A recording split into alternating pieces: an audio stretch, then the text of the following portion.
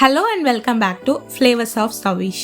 இன்னைக்கு நம்ம கிச்சன்ல ரெஸ்டாரண்ட் ஸ்டைல்ல நம்ம இந்தியன் ஸ்பைசஸ்லாம் ஆட் பண்ணி டொமேட்டோ சூப் தான் செய்ய போறோம். இதுல வெஜிடபிள்ஸ் மட்டும் இல்லாம எல்போ ஷேப்டு பாஸ்தா, அதாவது மக்ருனின்னு சொல்லுவாங்க, அதையும் ஆட் பண்ணி ஒரு ஹோல்சம் மீலா ப்ரிப்பேர் பண்ண போறோம். இதை டின்னருக்கு செஞ்சீங்கன்னா ஹோல் ஃபேமிலியா உட்காந்து என்ஜாய் பண்ணி சாப்பிடலாம். வாங்க லெட்ஸ் சமையல் டுகெதர். ஃபர்ஸ்ட் ஒரு பேன் எடுத்துக்கலாம். இதுல ரஃபா சாப் பண்ண மீடியம் சைஸ் வெங்காயம் 1, 6 தக்காளிய மேல இருக்க கிரீன் கலர் மட்டும் கட் பண்ணி தூக்கி போட்டுருங்க. அரை பச்சை மிளகாய கீரி ஆட் பண்ணிட்டு இதோட 10 இருந்து 12 பல்லு பூண்டு, ஃபிளேவருக்காக கொத்தமல்லி தண்டை கொஞ்சமா சேர்த்துக்கலாம்.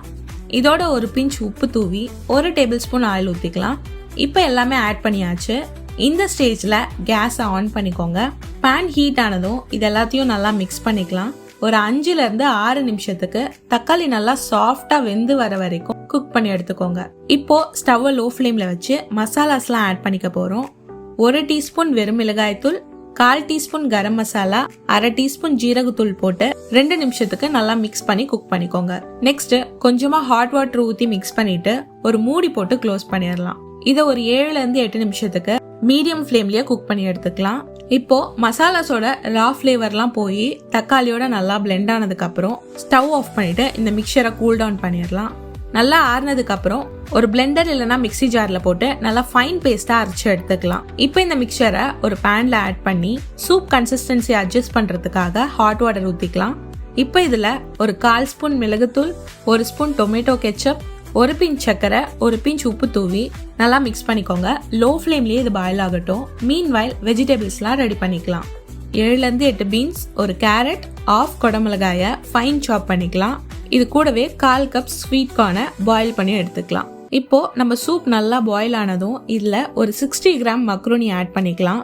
கூடவே எடுத்து வச்சிருக்க காய்கறி எல்லாம் போட்டு உங்களுக்கு விருப்பமான காய்கறி என்ன வேணா நீங்க ஆட் பண்ணிக்கோங்க. மஷ்ரூம், பச்சை பட்டாணி இதெல்லாம் கூட உங்களுக்கு வேணும்னா சேர்த்துக்கலாம். ஒரு 10 நிமிஷத்துல பாஸ்தா வெஜிடபிள்ஸ்லாம் நல்லா குக் ஆயிடும்.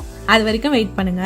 பாஸ்தால இருந்து கொஞ்சமா ஸ்டெயின்ஸ்லாம் வரும். அது இந்த சூப்பை நல்லா திக்காக்கிறதுக்கு ஹெல்ப் பண்ணும். 10 நிமிஷம் கழிச்சு நம்ம சூப் கலர்ஃபுல்லா சூப்பரான கன்சிஸ்டன்சில ரெடி ஆயிடுச்சு.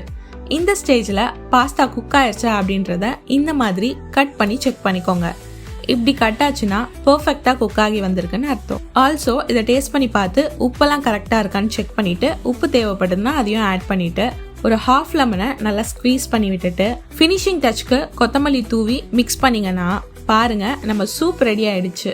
இந்த சூப்பை சுட சுட பிளேட்டிங் பண்ணி சர்வ் பண்ணீங்கன்னா ஸ்பைசியாவும் சூப்பர் யம்மியாவும் இருக்கும். குடிக்கும் போது இன்பிட்வீன்ல அந்த வெஜ்ஜிஸோட கிரன்ச்சினஸ், பாஸ்தாவோட சாஃப்ட்னஸ் இதெல்லாம் சேர்த்து பக்காவான மீலா என்ஜாய் பண்ணலாம். ரெஸ்டாரண்ட்ல உட்காந்து சாப்பிடுற அதே ஃபீல் கொடுக்குங்க. கண்டிப்பா ட்ரை பண்ணி பாருங்க. அண்ட் மறக்காம நம்ம ஃப்ளேவர்ஸ் ஆஃப் சவிஷை சப்ஸ்கிரைப் பண்ணிட்டு பெல் ஐகானையும் கிளிக் செஞ்சுக்கோங்க. தேங்க்ஸ் ஃபார் வாட்சிங். See you in the next video.